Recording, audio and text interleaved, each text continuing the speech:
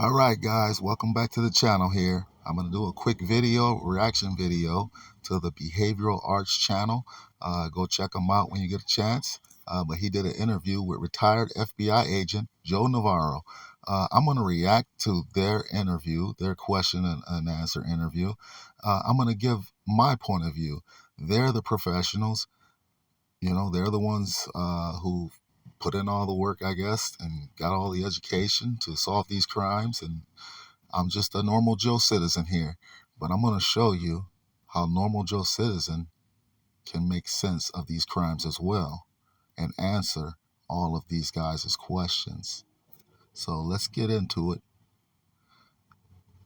A lot of questions about this. So there are things that on the surface seem odd about this that have been talked about. And then there are things that from a behavioral analysis standpoint, I find odd that I want to ask you about.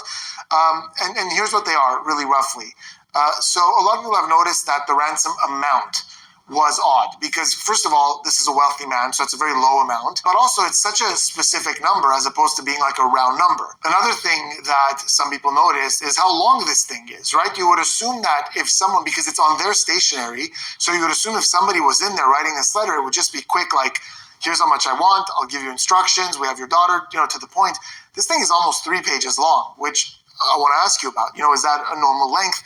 But the thing that I noticed that stood out to me is a line in there that says, there's a few lines, but one is, we respect your business, but not the country that it serves. This doesn't seem like, to me, something that would be in a ransom letter, like this purpose, this kind of mission statement that I would expect to see on a corporate website. It's like, it kind of seems to me like somebody just watched a bad crime drama and said, oh, I'm going to make this seem like this is like a terrorist thing going on here using the royal we. And that's another thing. There's a shift of pronoun. The author goes from we to I. So there's that. So I wanted to ask you all these things. Like, is the length normal? Is the amount normal? Is this, we respect your business, but not the country that it serves normal? What is this thing? There is singularly nothing normal about this. Have you ever wondered why we are paid every 2 weeks when we work every day? With EarnIn, you can access your pay the same day that you work and get up to $100 per day with no interest, no mandatory fees, and no credit check. EarnIn believes that the money that you've earned should flow at the speed of you to move you forward instead of holding you back. Download the EarnIn app today and start making everyday pay. Paying a few bills there.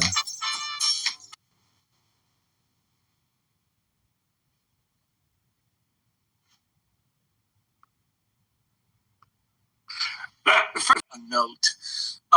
Second of all, this isn't just a note. This is a philippic, okay? Okay, let me just stop it there. Okay, he mentions a kidnapping. Now, let's go back to the interviewer's first question. Now, these guys aren't taking into consideration that the writer is speaking to John Ramsey, okay? He's speaking in code to John Ramsey. He's trying to relay a message to John Ramsey in this ransom note without us seeing it. He writes SBTC, something John Ramsey might be familiar with. He asked for $118,000 because he's sending a message to John Ramsey, okay? Even though John Ramsey got a bonus amount of $118,000, the perp could have easily asked for $120,000, but he didn't. It's a message he's sending to John. That number represents something.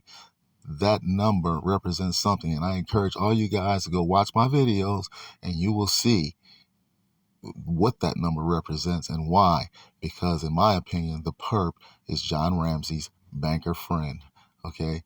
That's where evidence leads to. You can go check out the videos, but you'll see. That's where the facts lead to. Follow the money, okay? So he's sending John messages.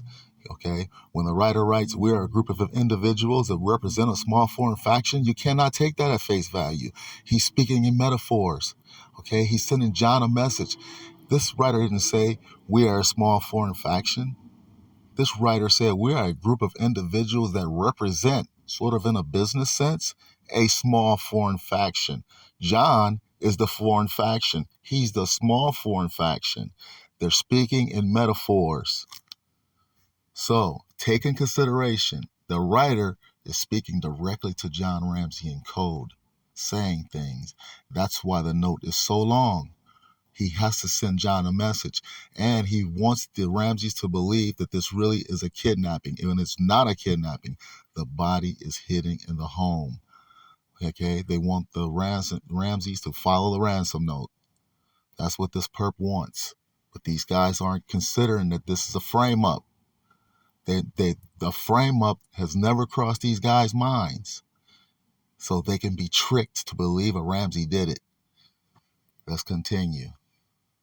Is one of the lengthiest messages that I've ever seen. You know, I just explained why it was lengthy. It has to be lengthy to, number one, send John a message, to taunt John, to stick it to John, to show how smart this perp is. This is no guy off the streets. This is not some ex-con pedophile off the streets. Okay? This guy is intelligent. FBI has a collection of all the ransom notes that have ever been issued. Nothing comes close to this. This is not a ransom note. It's a staged ransom note to make it look like that, to trick the Ramseys while framing the Ramseys. So the Ramseys follow the note. Don't call police. Don't call friends. Give the perp $118,000. Meanwhile, JonBenet is actually hidden in their home. The ransom notes written with their pen, their paper, and their paintbrush is going to be found around her neck. Ramsey's framed. Perp gets $118,000. That's the plan. Let's continue. Let's start from the beginning. The fact that it starts with an honorific, with Mr. Ramsey. Starts with Mr. Ramsey, but it doesn't end with Mr. Ramsey. The perp is so upset with John Ramsey by the end of the ransom note that it causes the perp to come out of character as a small foreign faction. Starts formal in the beginning, ends informally. It's up to you now, John.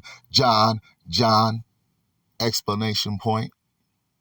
How utterly polite. I mean, you just have to question, where is this going? Because that immediately jumps at you. But then also, you know, this is written at, standard writing is somewhere between the 6th and the 8th grade level. This is way above that.